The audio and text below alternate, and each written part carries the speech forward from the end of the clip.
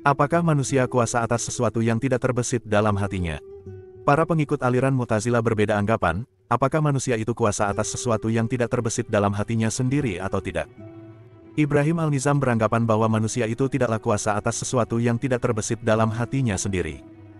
Kebanyakan mereka beranggapan bahwa manusia itu kuasa atas segala sesuatu yang dikuasainya, baik sesuatu itu terbesit dalam hatinya sendiri atau tidak.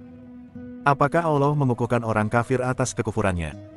Para pengikut aliran Mu'tazilah berbeda anggapan, apakah Allah itu mengukuhkan orang kafir atas kekafirannya atau tidak. Kebanyakan mereka beranggapan bahwa Allah itu tidak mengukuhkan seseorang atas kekafirannya, sekalipun dia kuasa atasnya. Abad Ibnu Sulaiman beranggapan bahwa Allah itu mengukuhkan dan menguasai seseorang atas kekafirannya. Apakah sesuatu yang dirasakan itu tanpa kekuasaan padanya? Para pengikut aliran Mu'tazilah berbeda anggapan, apakah seseorang itu dapat merasakan sesuatu tanpa kekuasaan padanya atau tidak. Sebagian mereka beranggapan, mengingkari seseorang itu bisa merasakan sesuatu tanpa kekuasaan padanya. Sebagian lain beranggapan, seseorang itu boleh-boleh saja merasakan sesuatu kekuasaan padanya. Apakah seseorang yang hidup itu dengan tiadanya kekuasaan? Para pengikut aliran Mu'tazilah berbeda anggapan, apakah seseorang yang dinyatakan hidup itu dengan tiadanya kekuasaan atau tidak. Sebagian mereka beranggapan, boleh-boleh saja seseorang yang dinyatakan hidup itu dengan tiadanya kekuasaan. Sebagian lain beranggapan, mengingkari seseorang yang hidup itu dengan tiadanya kekuasaan. Apakah seseorang yang kuasa itu lemah? Para pengikut aliran Mu'tazilah berbeda anggapan, apakah boleh terjadinya seseorang yang kuasa itu lemah atau tidak. Abad Ibnu Sulaiman beranggapan, mengingkari terjadinya seseorang yang kuasa itu lemah, karena yang lemah itu pun hanya bangkai mayit semata. Kebanyakan mereka beranggapan, seseorang itu kadang-kadang kuasa atas sesuatu, kadang-kadang pula lemah atasnya. Apakah manusia tidak bisa dinyatakan yang kuasa? Para pengikut aliran Mu'tazilah berbeda anggapan, apakah manusia yang mempunyai kekuasaan itu tidak dinyatakan sebagai orang yang kuasa atau bukan? Abad Ibnu Sulaiman beranggapan, dalam keadaan tertentu memang manusia mempunyai kekuatan, tetapi udahlah dia biasa dinyatakan sebagai orang yang kuasa. Kebanyakan mereka beranggapan, mengingkari adanya kekuasaan itu pada manusia, sehingga dia pun bukan orang yang kuasa. Apakah seseorang yang terhalang itu kuasa? Para pengikut aliran Mu'tazilah berbeda anggapan, apakah seseorang yang terhalang itu kuasa atau tidak. Sebagiannya pun beranggapan, kalau seseorang itu terhalang untuk pergi karena terikat ataupun terkurung di sebuah rumah karena pintunya terkunci, maka dia pun tetap dinyatakan sebagai orang yang kuasa atas sekalipun dia dalam keadaan terhalang karena terikat ataupun terkunci itu sebab keterhalangannya tersebut bukan sebagai hambatan bagi kekuasaan yang ada padanya. Sebagian lainnya beranggapan, seseorang yang terhalang karena terikat ataupun terkunci itu pada dasarnya, memang tetap mempunyai kekuasaan, tetapi tidaklah dia bisa dinyatakan sebagai orang yang kuasa atas sesuatu yang menghalanginya tersebut. Sebagian lagi beranggapan, seseorang yang terhalang karena terikat ataupun terkunci itu memang tetap dinyatakan sebagai orang yang kuasa, asal saja dia pun terlepas dari keterhalangannya. Ja'far Ibnu Harb beranggapan, seseorang yang terhalang karena terikat ataupun terkunci itu memang tetap dinyatakan sebagai orang yang kuasa sekalipun ketika itu dia tidak kuasa atas sesuatu sebagaimana halnya seseorang yang memejamkan mata pun tetap dinyatakan sebagai orang yang melek, sekalipun ketika itu dia tidak melihat sesuatu. Apakah seseorang kuasa atas beban yang melebihi kekuasaan dirinya? Para pengikut aliran Mu'tazilah berbeda anggapan tentang seseorang yang kuasa atas beban sebesar 50 kg itu akan kuasa pula atas beban seberat 100 kg. Sebagian mereka beranggapan, seseorang yang hanya kuasa atas beban seberat 50 kg itu tidak akan kuasa atas beban yang melebihi kekuasaan dirinya. Sebagian lain beranggapan, seseorang yang kuasa atas beban seberat 5 okek itu tidaklah dinyatakan tidak kuasa atas beban yang melebihi kekuasaan dirinya, sekalipun ketika itu sedang tiadanya kekuatan atas beban yang melebihi kekuasaan dirinya tersebut. Apakah seseorang kuasa atas dua beban dengan sebagian kekuatan? Para pengikut aliran Mu'tazilah berbeda anggapan, apakah seseorang itu kuasa atas dua bagian beban dengan hanya menggunakan sebagian kekuatan dirinya semata-semata atau tidak? Sebagian mereka beranggapan, seseorang itu kuasa atas dua bagian beban ataupun lebih dengan hanya menggunakan sebagian kekuatan dirinya semata. Sebagian lain beranggapan, seseorang itu tidak kuasa atas dua bagian beban dengan hanya menggunakan sebagian kekuatan dirinya semata, karena seandainya kuat niscaya dia pun berkuat-kuatlah mengangkat langit dan bumi dengan menggunakan sebagian kekuatan dirinya tersebut. Adapun anggapan ini dikemukakan Al-Jubai. Bahkan Al-Jubai beranggapan, seandainya seseorang itu kuasa atas dua bagian beban dengan hanya menggunakan sebagian kekuatan dirinya semata, niscaya dia pun mempunyai kekuatan lain yang kuat mengangkat misalnya 4 bagian beban yang dibebankan kepadanya. Perbedaan tentang suatu kelemahan. Para pengikut aliran Mu'tazilah berbeda anggapan tentang suatu kelemahan. Al-Asyam beranggapan, suatu kelemahan itu membuat seseorang disebut sebagai orang yang lemah, sekalipun tidaklah padanya terdapat kelemahan lainnya yang membuatnya benar-benar lemah. Kebanyakan mereka beranggapan, kelemahan itu tidaklah membuat seseorang disebut sebagai orang yang lemah. Abad Ibnu Sulaiman beranggapan, kelemahan itu tidaklah identik dengan seseorang, sehingga tidak boleh menyatakan kelemahan itu ialah orang yang lemah pula, karena ungkapan kalimat orang yang lemah itu hanya merupakan suatu keterangan dari gabungan kata orang dan lemah semata. Apakah kelemahan itu membuat seseorang lemah atas sesuatu? Para pengikut aliran Mu'tazilah berbeda anggapan, apakah kelemahan itu bisa membuat seseorang dinyatakan lemah atas sesuatu atau tidak. Abad Ibnu Sulaiman beranggapan, kelemahan itu tidaklah bisa membuat seseorang dinyatakan lemah atas sesuatu, begitupun dengan adanya kekuatan itu belum tentu bisa membuat seseorang dinyatakan kuat atas sesuatu pula. Kebanyakan mereka beranggapan, kelemahan itu bisa membuat seseorang dinyatakan lemah atas sesuatu. Apakah kelemahan berbuat itu terjadi ketika seseorang lemah? Para pengikut aliran Mu'tazilah yang menganggap kelemahan itu bisa membuat seseorang dinyatakan lemah atas sesuatu tersebut berbeda anggapan, apakah kelemahan berbuat itu terjadi ketika seseorang lemah atau tidak. Sebagian mereka beranggapan, seseorang itu niscaya lemah atas perbuatan di waktu kedua, karena kelemahan itu tidak bisa menafikan terjadinya suatu perbuatan. Bahkan kelemcan itu kadang-kadang terjadinya bersamaan dengan suatu perbuatan, sehingga terjadinya kelemahan tersebut bisa membuat seseorang lemah atas suatu perbuatan lainnya. Sebagian lain beranggapan, kalau kelemahan itu bisa membuat seseorang lemah di waktu kedua, maka kelemahan tersebut bisa menafikan terjadinya perbuatan pula. Sekalipun begitu, penafian tersebut bukan semata-mata karena terjadinya kelemahan, tetapi juga karena terjadinya sesuatu yang lain bersamaan dengannya. Sebagian lagi beranggapan, kelemahan itu bisa menafikan terjadinya suatu perbuatan, sehingga mustahil ada wujud perbuatan ketika terjadinya kelemahan tersebut. Adapun kebanyakan pengikut aliran Mu'tazilah bersepakat perintah berbuat itu, adanya sebelum perbuatan, sehingga ketika terjadinya suatu perbuatan pun niscaya perintah berbuat tersebut tidak berarti lagi, karena sesuatu yang diperintahkan itu telah terjadi. Apakah perintah berbuat itu kekal pada perbuatan? Para pengikut aliran Mu'tazilah berbeda anggapan, apakah perintah berbuat itu kekal pula adanya pada perbuatan atau tidak. Sebagian mereka beranggapan, perintah berbuat itu niscaya kekal adanya sampai akhir perbuatan yang diperintahkan tersebut.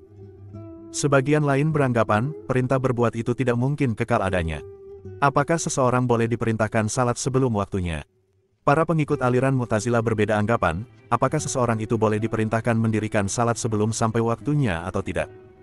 Sebagian mereka beranggapan, boleh-boleh saja seseorang itu diperintahkan salat sebelum sampai waktunya. Sebagian lagi beranggapan, tidak boleh seseorang itu diperintahkan mendirikan salat sebelum sampai waktunya. Apakah Allah bisa memerintahkan seseorang berbuat padahal dihalanginya antara orang itu dengan perbuatan tersebut? Para pengikut aliran Mu'tazilah berbeda anggapan, apakah Allah bisa memerintahkan seseorang berbuat sesuatu padahal dihalanginya antara orang itu dengan perbuatan yang diperintahkan tersebut atau tidak. Sebagiannya pun beranggapan, boleh-boleh saja Allah memerintahkan seseorang berbuat sesuatu, sekalipun dihalanginya antara orang itu dengan perbuatan yang diperintahkan terjadinya hanya di waktu kedua semata. Karena itu dinyatakan perintah Allah tersebut niscaya terjadinya hanya di waktu kedua semata, di mana ketika itu dia pun tidak lagi menghalangi antara orang tersebut dengan perbuatan yang diperintahkan kepadanya. Jadi, seseorang itu, sebenarnya kuasa berbuat sesuatu yang diperintahkan Allah hanya di waktu kedua semata.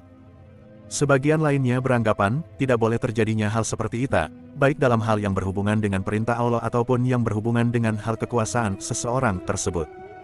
Sebagian lagi, asteris. Perbedaan tentang kekuasaan seseorang untuk mengimani Allah.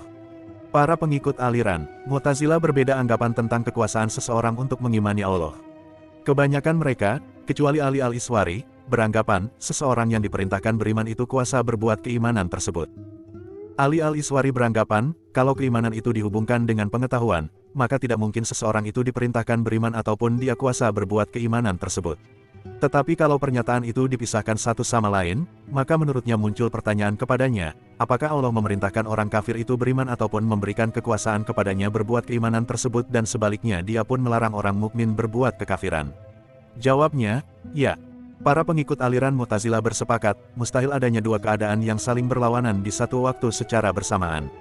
Karena itu kebanyakan mereka pun menganggap orang kafir tidaklah beriman ketika di dalam keadaan kufur, bahkan menurutnya mustahil sesuatu yang diadakan terkemudian itu merupakan pengganti sesuatu yang ada wujud sejak terdahulu sekali. Apakah sesuatu bisa terjadi padahal ada selainnya yang berlawanan? Para pengikut aliran Mu'tazilah berbeda anggapan, apakah sesuatu itu bisa dinyatakan terjadi padahal ada sesuatu yang selainnya yang berlawanan dengan sesuatu tersebut atau tidak.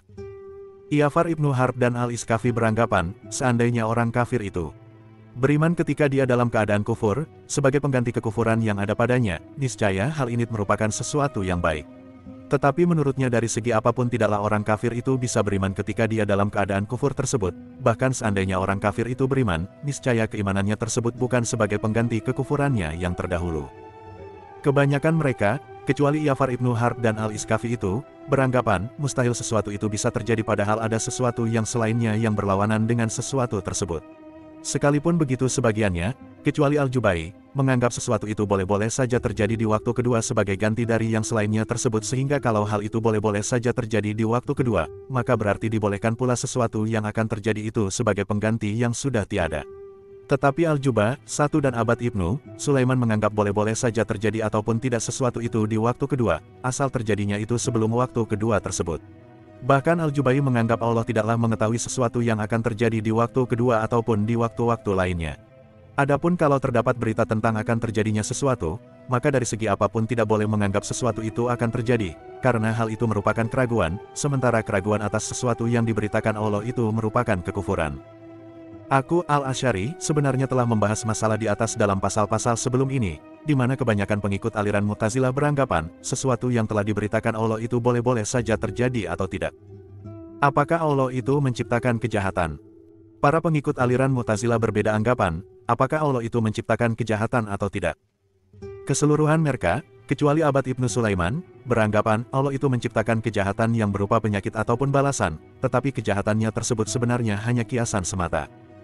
Abad Ibnu Sulaiman beranggapan, mengingkari Allah itu menciptakan kejahatan yang hanya kiasan semata, karena menurutnya justru dia menciptakan kejahatan itu benar-benar hakiki. Kelemah lembutan Allah. Para pengikut aliran Mu'tazilah berbeda anggapan tentang kelemah lembutan Al-Lutfu Allah. Bisir Ibnu Al-Mutamir dan para pengikutnya beranggapan, pada Allah itu terdapat kelemah lembutan. Tetapi dia tidak wajib berbuat lemah lembut kepada hambanya misalnya dengan membuat hambanya yang kufur menjadi beriman, sebab seandainya dia berbuat lemah lembut yang seperti itu, niscaya orang kafir yang beriman tersebut berhak atas pahalanya. Karena itu dia pun tidak wajib berbuat maslahat kepada hambanya, bahkan sebaliknya hal itu mustahil, sebab kemaslahatan yang dibuatnya tidak mengenal batasan ataupun tujuan. Sebenarnya Allah itu berbuat maslahat kepada hambanya dalam hal agama, sehingga hambanya pun bisa menghilangkan segenap penghalang dalam menanggungkan sesuatu yang dibebankan ataupun mewujudkan perbuatan yang diperintahkan kepadanya itu. Tetapi, setelah hal ini dia pun tidak lagi berbuat begitu. Ja'far ibnu Harb beranggapan, pada Allah itu terdapat kelemah lembutan.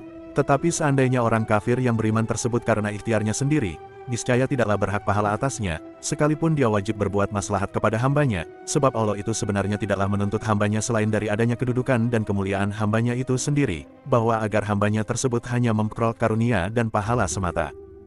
Adapun setelah menyatakan anggapannya di atas, diceritakan, Ja'far ibnu Harb pun berbalik kembali mengikuti anggapan yang terbanyak. 3.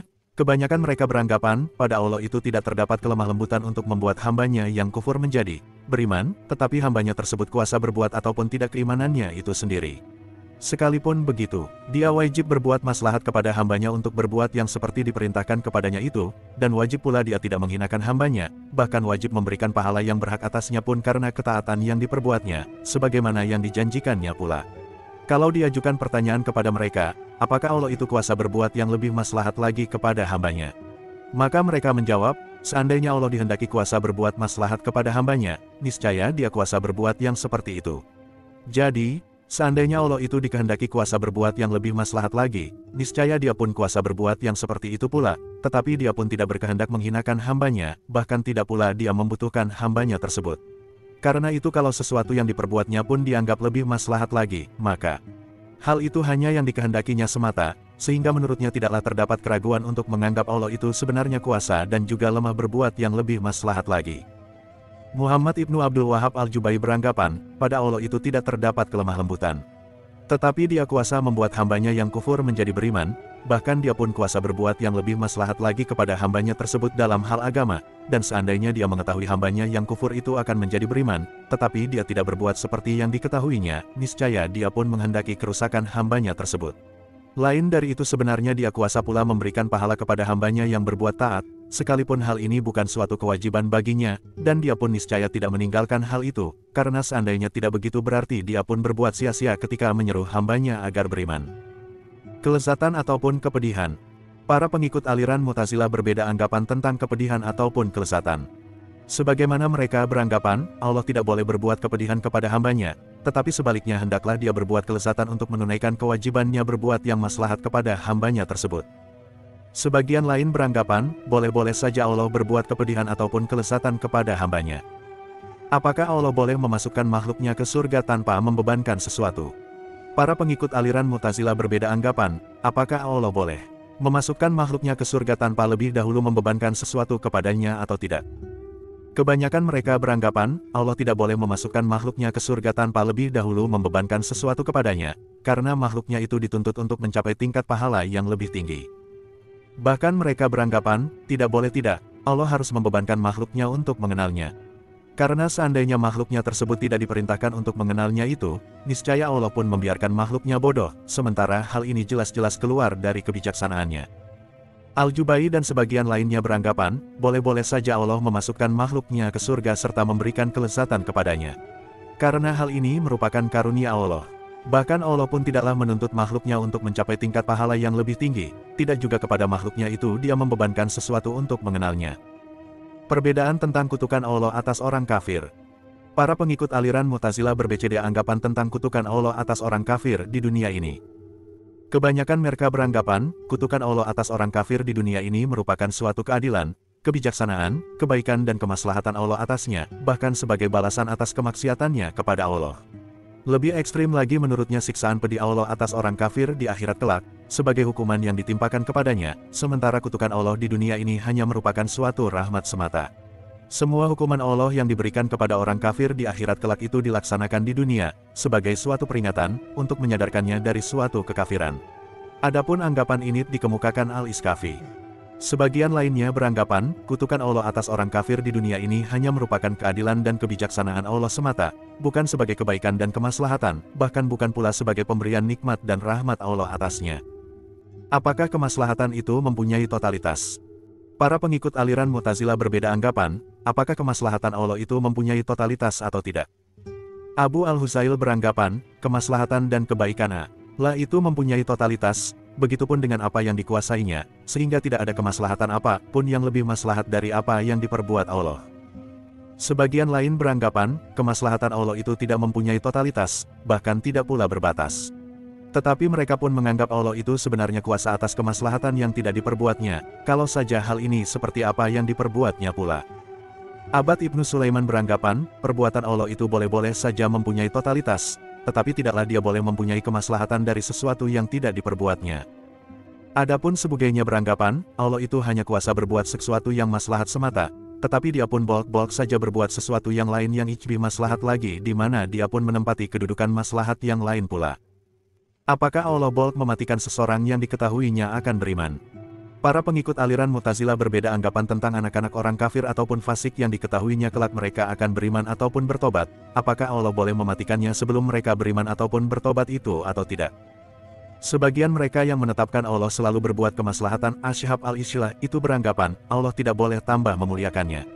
Bahkan tentang Nabi Shallallahu Alaihi Wasallam pun mereka menganggap Allah memuliakannya itu hanya karena ketaatannya semata, sehingga seandainya Allah mengekalkannya sampai hari kiamat, niscaya dia pun selalu memberikan pahala kepadanya. Adapun hal ini sebenarnya merupakan percobaan Allah, di samping dia mencoba nabinya tersebut dengan memberikan pengetahuan tentang kematiannya. Sebagian lain beranggapan, boleh-boleh saja Allah tambah memuliakan seseorang. Allah menciptakan makhluk untuk kemanfaatannya sendiri. Para pengikut aliran Mu'tazilah bersepakat, Allah menciptakan makhluknya itu untuk kemanfaatan dirinya sendiri, bukan untuk kecelakaannya. Karena itu apa yang ada pada makhluknya, yang bukan mukalaf, itu diciptakan untuk kemanfaatan makhluknya yang mukalaf, dan adanya semua itu merupakan bahan pemikiran dan pembuktian bagi makhluk yang diciptakannya. Allah menciptakan sesuatu bukan untuk pemikiran. Para pengikut aliran Mu'tazilah berbeda anggapan tentang terciptanya sesuatu bukan untuk bahan pemikiran. Kebanyakan mereka beranggapan, Allah tidak boleh menciptakan sesuatu selain untuk bahan pemikiran dan pemanfaatan hambanya.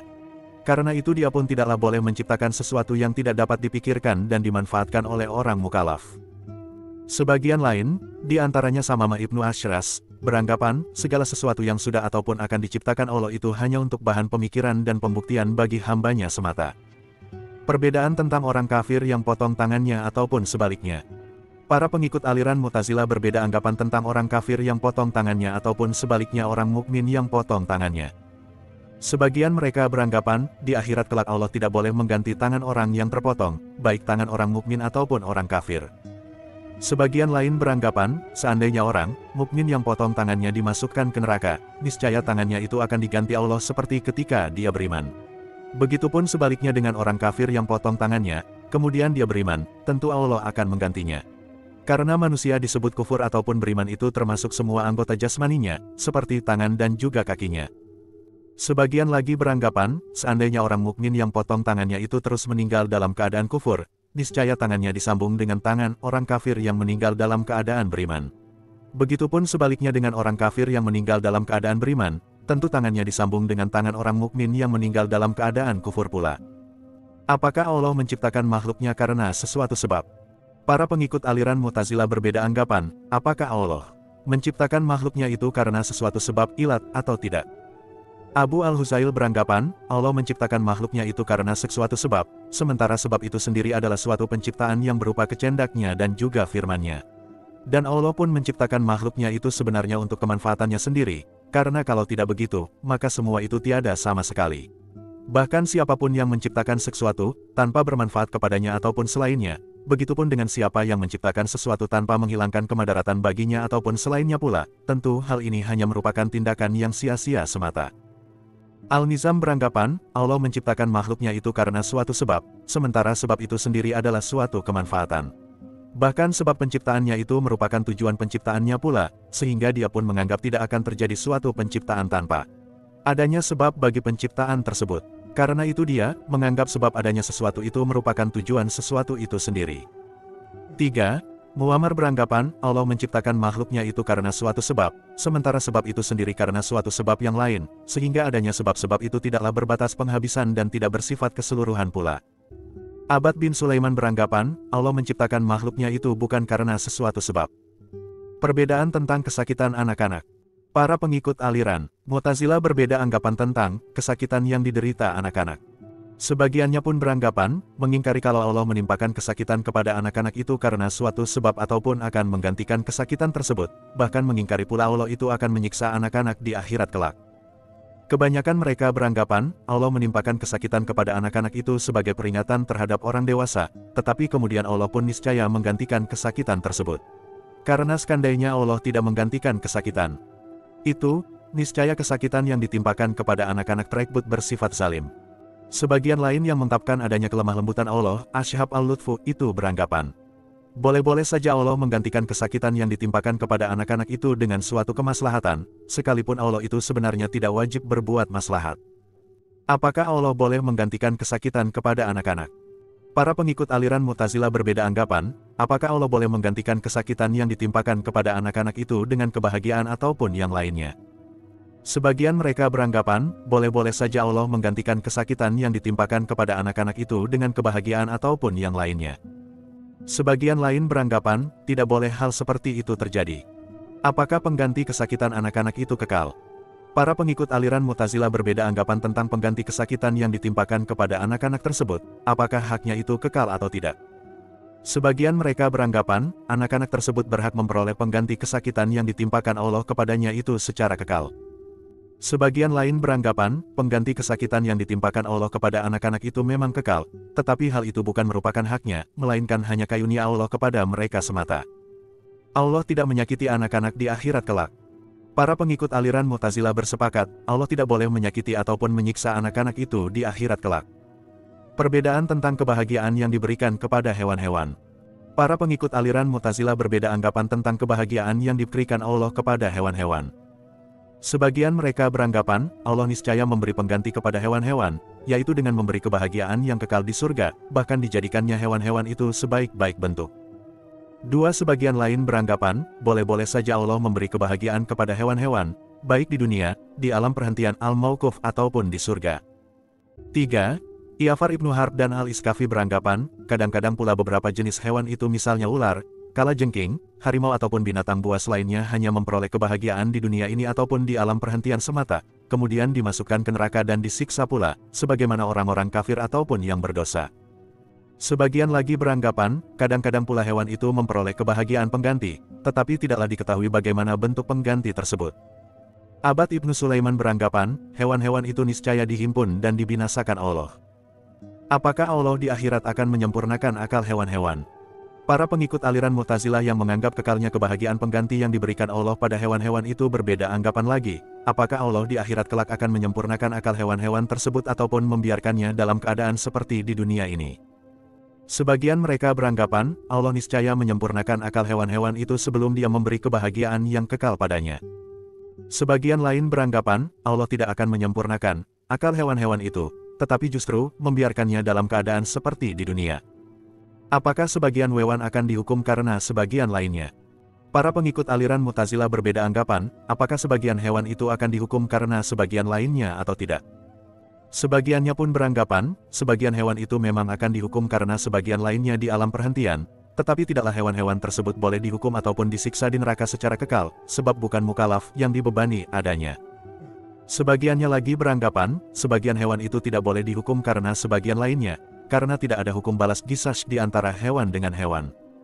Al-Jubai beranggapan, Allah akan memberikan kebahagiaan pada hewan-hewan tersebut, sekalipun begitu tidak juga tertutup kemungkinan Allah menghukum sebagiannya karena sebagian lainnya. Perbedaan tentang seseorang yang memasuki kebun orang lain. Para pengikut aliran Mu'tazilah berbeda anggapan tentang seseorang yang memasuki kebun orang lain. Abu Syamr, yang menyokong anggapan tentang keesaan dan kekuasaan Allah, beranggapan, kalau seseorang memasuki kebun orang lain, maka diharamkan tinggal ataupun melangkah lebih jauh lagi. Bahkan kalau tidak dimungkinkan bertobat, maka dia pun bermaksiat kepada Allah, sehingga dia niscaya disiksa. Sebagian lainnya beranggapan, wajib bagi seseorang yang memasuki kebun orang lain untuk menyesali dan segera keluar dari sana, bahkan dia pun bertanggung jawab atas kerusakan-kerusakan yang terjadi. Apakah kenikmatan surga itu karunia ataukah merupakan imbalan Allah? Para pengikut aliran Mu'tazilah berbeda anggapan tentang kenikmatan yang diberikan Allah di surga, apakah hal itu merupakan karunia ataukah imbalan Allah kepada hambanya. Sebagian mereka beranggapan, segala kenikmatan yang diberikan Allah kepada hambanya di surga itu hanya merupakan imbalan semata, bukan karunia. Sebagian lain beranggapan, segala kenikmatan yang diberikan Allah kepada hambanya di surga itu hanya merupakan karunia semata, bukan imbalan kepada hambanya tersebut. Ajal manusia. Para pengikut aliran Mu'tazilah berbeda anggapan tentang ajal manusia. Kebanyakan mereka beranggapan, ajal manusia itu saat-saat meninggalnya ataupun terbunuhnya seseorang, yang hanya diketahui Allah semata. Bahkan menurutnya kalau seseorang terbunuh ataupun meninggal, maka dia terbunuh ataupun meninggal itu karena telah sampai ajalnya. Sebagian lain beranggapan, ajal manusia itu hanya diketahui Allah semata. Tetapi menurutnya kalau seseorang yang meninggal itu karena terbunuh, maka ajalnya pun sebenarnya masih ada, sehingga dia meninggal itu bukan karena ajal. Apakah yang terbunuh akan meninggal kalau tidak terjadi pembunuhan? Para pengikut aliran Mu'tazilah yang menganggap ajal manusia itu hanya diketahui Allah semata berbeda anggapan lagi, apakah seseorang yang terbunuh itu akan meninggal pula kalau tidak dibunuh ketika terjadi pembunuhan pada dirinya tersebut atau tidak? Abu Al-Huzail beranggapan, seseorang yang meninggal karena terbunuh itu, kalau dia tidak dibunuh, maka tetap meninggal pula di saat-saat terjadi pembunuhan pada dirinya tersebut. Sebagian lain beranggapan, seseorang yang terbunuh itu, kalau tidak dibunuh, maka di saat-saat terjadi pembunuhan tersebut dia boleh-boleh saja meninggal ataupun hidup terus. Sebagian lagi beranggapan, seseorang yang terbunuh itu, kalau tidak dibunuh, maka dia pun niscaya hidup terus sampai ajalnya datang. Rejeki haram. Para pengikut aliran Mu'tazilah sebagian beranggapan, Allah itulah yang menciptakan segenap jisim, begitupun dengan segenap rejeki, sehingga harta ataupun makanan hasil rampasan yang dimakan manusia itu merupakan rejeki yang diberikan Allah kepadanya pula. Tetapi kebanyakan mereka bersepakat, Allah tidak memberikan rejeki haram kepada hambanya, sebagaimana halnya dia pun tidaklah menjadikan suatu keharaman, sehingga makanan yang dimakan hambanya dengan jalan merampas itu bukanlah darinya. Adapun para ahli yang menisbatkan segala sesuatu itu dari Allah, ahli itsbat beranggapan, rejeki itu ada dua macam, yaitu i, rejeki yang dimiliki manusia, yang bukan berupa makanan, dan i, rejeki yang berupa makanan, yang dapat menumbuhkan dan menguatkan anggota tubuh. Bahkan kalau makanan yang diciptakan Allah itu diharamkan untuk dimakan, maka makanan tersebut tetap saja sebagai rejeki darinya, sebab dia menjadikannya untuk menumbuhkan dan menguatkan anggota tubuh. Karena itu Allah pun boleh-boleh saja memberikan rejeki haram kepada hambanya. Berjuang di jalan Allah. Para pengikut aliran Mu'tazilah berbeda anggapan tentang apa yang dimaksud dengan berjuang di jalan Allah, al-syahadah itu. Sebagiannya pun beranggapan, berjuang di jalan Allah itu talah seseorang bersikap sabar menanggulangi musibah yang menimpa dirinya, bahkan dia pun berketetapan hati untuk memeranginya. Begitupun dengan musibah yang seperti berjangkitnya penyakit, tenggelam, kebanjiran, ancaman bahaya kematian dalam peperangan dan lain sebagainya. Adapun kalau seorang sabar menanggulangi dan berketetapan hati dalam memerangi musibah tersebut, maka menurutnya sikap orang tua merupakan bagian dari itikadnya. Sebagiannya lagi beranggapan, berjuang di jalan Allah itu talah ketetapan hukum darinya bagi orang mukmin yang terbunuh dalam peperangan untuk menegakkan agamanya, di mana dia pun kemudian disebut sebagai orang yang mati syahid. Sebagian lainnya beranggapan, berjuang di jalan Allah itu ialah hadir dalam memerangi musuh, sehingga seseorang itu seandainya terbunuh niscaya dia pun disebut sebagai syuhada. 4. Sebagian mereka beranggapan, berjuang di jalan Allah itu ialah menegakkan keadilan, baik dengan berperang atau tidak. Bahkan sebagiannya menganggap berjuang di jalan Allah itu jelas seseorang mempersaksikan dirinya dan perbuatannya, sehingga dia pun disebut sebagai orang yang adil dan juga diridai Allah sebagaimana dinyatakan dalam firman-Nya. Dan begitupun kami telah menjadikan kamu umat Islam, sebagai umat yang adil dan pilihan, agar kamu menjadi saksi atas perbuatan manusia. Quran Surat Al-Baqarah 2:143. Stempel ataupun segel dalam hati orang-orang kafir. Para pengikut aliran Mu'tazilah berbeda anggapan tentang stempel al-khatmu ataupun segel al-tabu yang terdapat dalam hati orang-orang kafir. 1. Sebagian mereka beranggapan, stempel itu sebenarnya datang dari Allah, sementara segel atas hati orang-orang kafir ialah kesaksian ataupun ketetapan hukum yang menegaskan. Orang-orang kafir itu tidaklah beriman, tetapi hal ini bukan merupakan penghalang untuk beriman. Sebagian lain beranggapan, stempel ataupun segel itu talah noda hitam yang terdapat dalam hati orang-orang kafir, sebagaimana karat yang terdapat pada suatu pedang, di mana hal ini merupakan penghalang bagi orang-orang kafir tersebut untuk dapat melaksanakan apa yang diperintahkan Allah kepadanya. Bahkan mereka menganggap Allah menjadikan stempel ataupun segel itu sebagai tanda, agar dikenali para malaikat dalam membedakan hati orang-orang yang dikasihi Allah dari hati orang-orang yang dimusuhinya. Adapun para ahli itsbat beranggapan, Allah telah menstempel ataupun menyegel hati orang-orang kafir itu dengan suatu daya kekafiran. Sebagian lain beranggapan, pengertian Allah menstempel ataupun menyegel hati orang-orang kafir itu ialah Dia menciptakan kekufuran atasnya. Insya Allah, dalam pasal-pasal berikutnya nanti akan kukemukakan pula anggapan-anggapan aliran Bakriyah tentang hal ini. Petunjuk Allah. Para pengikut aliran Mu'tazilah berbeda anggapan, apakah bisa dikatakan Allah itu memberi petunjuk huda kepada orang-orang kafir atau tidak. Kebanyakan mereka beranggapan Allah memberi petunjuk kepada orang-orang kafir, tetapi orang-orang kafir itu tidak memperoleh petunjuknya. Allah pun memberi kemanfaatan dan kekuatan kepadanya untuk taat, tetapi orang-orang kafir tersebut tidak memperoleh apapun dari hal itu. Bahkan Allah berbuat maslahat pula kepadanya, tetapi sebaliknya orang-orang kafir itu tidak berbuat maslahat kepada Allah. Sebagian lagi beranggapan, dari segi apapun tidak bisa dikatakan Allah memberi petunjuk ataupun penerangan kepada orang-orang kafir, apalagi sampai menyerunya. Karena penerangan ataupun seruan Allah itu merupakan petunjuk bagi orang menerimanya. Begitupun seruan iblis itu hanya merupakan kesesatan bagi orang yang menerimanya semata, bukan bagi orang yang tidak menerimanya. Para ahli itsbat beranggapan, seandainya Allah memberi petunjuk kepada orang-orang kafir, niscaya orang-orang kafir itu merupakan orang yang memperoleh petunjuk. Sementara kenyataannya Dia tidak memberi petunjuk kepada orang-orang kafir tersebut, sehingga orang-orang kafir itu pun tidak memperoleh petunjuknya.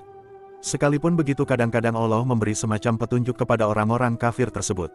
Adapun mereka menyebut kekuasaan untuk memperoleh petunjuk itu sebagai petunjuk pula, sehingga Allah pun kadang-kadang memberi petunjuk dengan menciptakan dan kekuasaan untuk memperoleh petunjuknya itu.